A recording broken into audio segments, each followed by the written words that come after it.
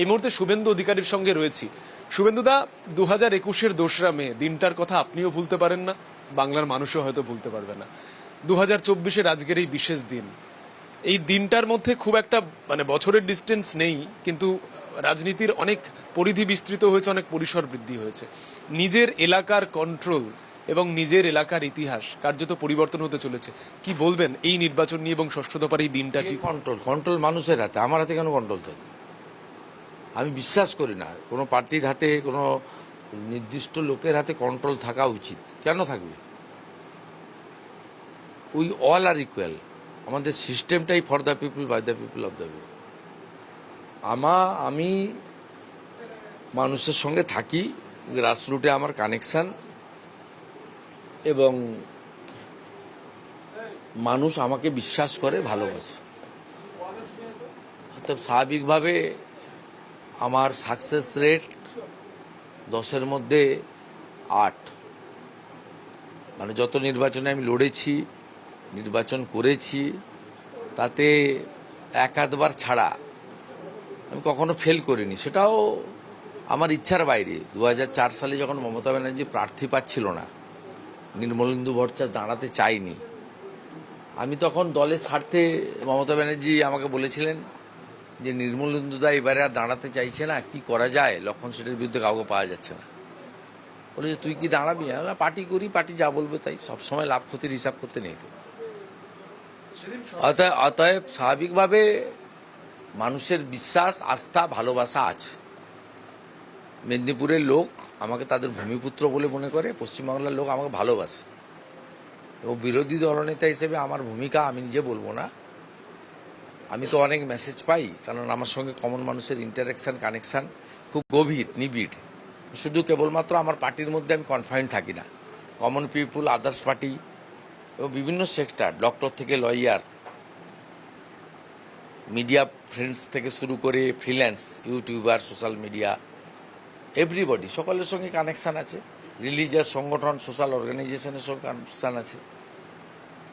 অতএব সকলের কাছ থেকে অ্যাপ্রিসিয়েশন পাই, এবং তারা আমার কাজকে, আমার প্রচেষ্টাকে ভালোবাসেন। সেই বিশ্বাসের উপরে দাঁড়িয়ে আমি বলতে পারি যে এই নির্বাচনে অবিভক্ত মেদিনীপুর জেলা তথা জঙ্গলমহল তার ভূমিপুত্রকে নিরাশ করবে না। সেদিন আপনি নিজে যুদ্ধে অবতীর্ণ হয়েছিলেন, আজকে যুদ্ধের সেনাপতি। পূর্ব মেদিনীপুর, যে মেদিনীপুরে এই মুহূর্তে বসে রয়েছেন, আপনি অনেক বেশি রিল্যাক্স। ভোটের ফলটা কি নিজের চোখের সামনে দেখতে পাচ্ছেন, কি হতে চলেছে? না, আমি এভাবে বলতে চাই না। আমি আশাবাদী, এখানে ভারতীয় জনতা পার্টি না জেতার কোনো কারণ নেই। মোদিজিকে প্রধানমন্ত্রী করতে বিশ্বাসযোগ্য রাষ্ট্রবাদী দল হিসেবে ভারতীয় জনতা পার্টিকে গ্রহণ করতে আমাদের প্রার্থীর যোগ্যতা, গ্রহণযোগ্যতা সব মিলিয়ে সব কিছুই ইতিবাচক। নেতিবাচক কিছু দেখতে পাচ্ছি না। আর নেতিবাচক যখন দেখতে পাচ্ছি না, তখন নেগেটিভ ভাবারও কোনো কারণ নেই।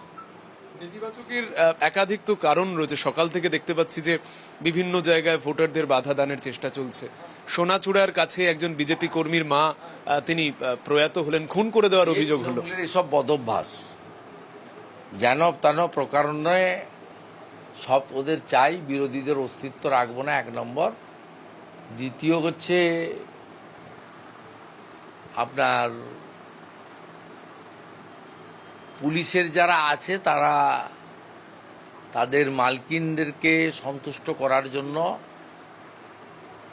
সমস্ত রকমের সীমা অতিক্রম করে, পরে কি হতে পারে, এদের ভবিষ্যৎ যে কেষ্টমণ্ডলের মতো হবে না, এরা যে কি কঠিন বিপদের সামনে পড়বে, সেসব কথা না ভেবে নত্যসত্য জ্ঞান হারিয়ে অপকর্মগুলো করার চেষ্টা করেছে, করবে। সেটাকে ওভারকাম করে গণতন্ত্রে মানুষের শক্তির শেষ কথা বলবে। তাই আমরা ইতিবাচক এবং আশাবাদী মানসিকতা নিয়ে পরের ফেজের নির্বাচনে প্রচারে ঝাঁপিয়ে পড়ব। শুভেন্দু অধিকারী তার যা বক্তব্য, ষষ্ঠ দফার নির্বাচন এবং সেই নির্বাচন থেকেই কার্যত আগামী দিনে 2024-এর এই পরবর্তী ক্ষেত্রে কি ফল হতে পারে, রাজ্যের বিজেপির বিকাশের ক্ষেত্রে মানুষ কতটা ইতিবাচক সাড়া দেবেন সেটাই স্পষ্ট হয়ে যাবে।